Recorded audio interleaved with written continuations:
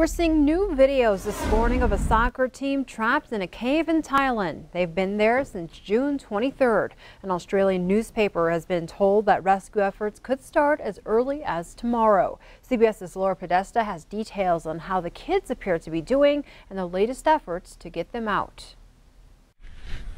The 12 young soccer players and their coach are seen in these new videos smiling and even laughing despite being trapped in a cave for 12 days now.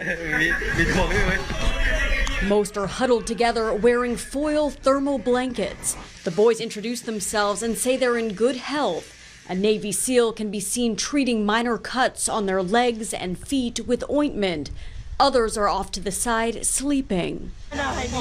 Outside the cave, the families of the boys hope for the best as they watch the videos. It's like he has been given a new life, this mother said. A phone line is being installed so the soccer players ages 11 to 16 can finally talk with their parents. A Thai Navy SEAL commander says a team of 7, including a doctor, is staying in the cave. They've been brought in to determine which boys are strong enough to swim out of the flooded cavern. But experts say the training will take time. It's not a group. There are 13 individuals there who will all react differently. They will all require a different level of training. Today, the governor said the boys practiced wearing diving equipment, but he doesn't believe they have attempted any practice dives. The other option is to wait until water levels drop, though heavy rains are in the forecast and monsoon season lasts until October. Laura Podesta, CBS News, New York. And according to a report in the Bangkok Post newspaper, the Thai Interior Minister says the evacuation must speed up. He insists the kids must be brought out before rain resumes, which forecasts predict is just a few days from now. Back in the States, Americans are celebrating the 4th of July. President Trump will mark the day hosting a picnic on the south lawn of the White House for military families. In Billings, the rims are off limits with barriers now in place to prevent any visitors. The rims from Main Street in the Heights along the south side of Highway 3 to Zimmerman Park and Phipps Park is closed off. There will be no access for vehicles, bikes, or pedestrian until the area is reopened tomorrow morning. Fire Chief Bill Rash says he patrolled the area last year and observed some concerns, prompting the city to keep the rims closed this year. Also making headlines, the Secret Service is urging travelers to be alert today and throughout the holiday weekend. They say thieves are planting credit card skimmers at gas stations to steal your account information. Agents are now inspecting gas pumps in 21 states.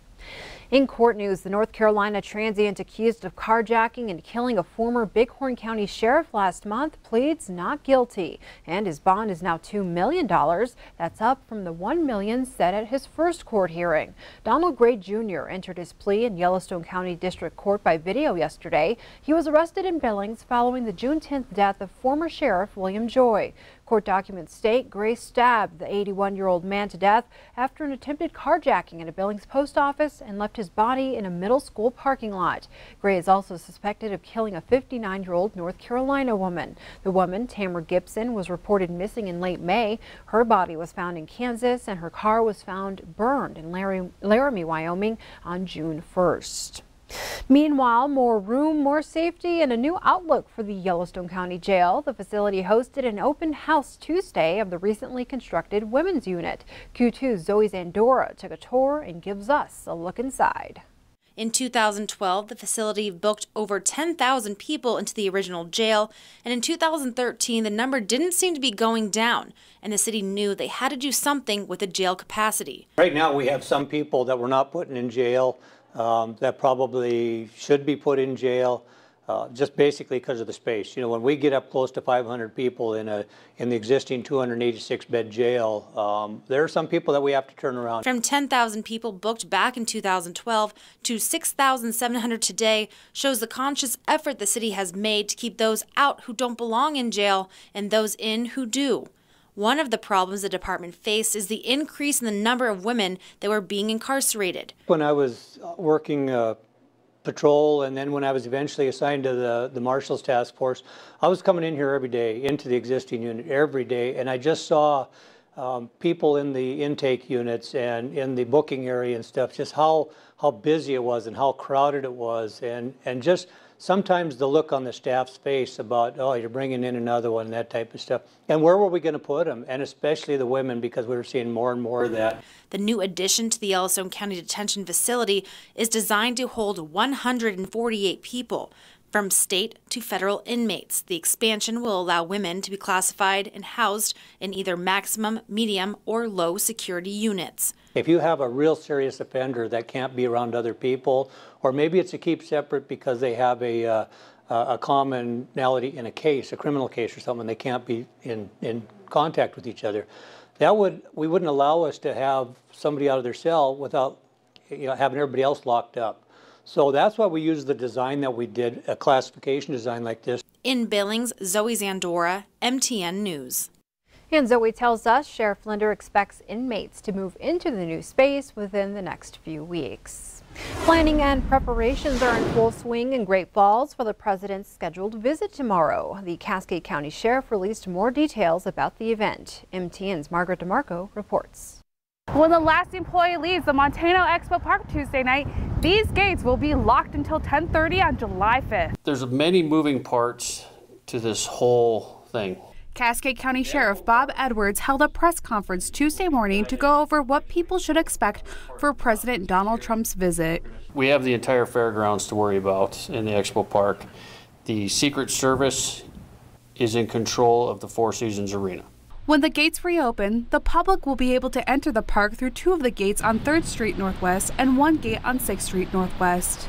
Half of this main parking lot will be designated for those with handicap or disabled plates. Edwards says there will be no shuttle runs to the Four Seasons, so people may have to walk a distance to get to the venue. Food midway, so everybody will be guided there, and then there will be barriers set up, so the line will start there. We will not let people through that barrier until the Secret Service opens the doors for the event. Edwards says the picnic tables and benches are set up. The Paddock Club will also be open to sell food and drinks for those waiting in line. What not to bring to this event.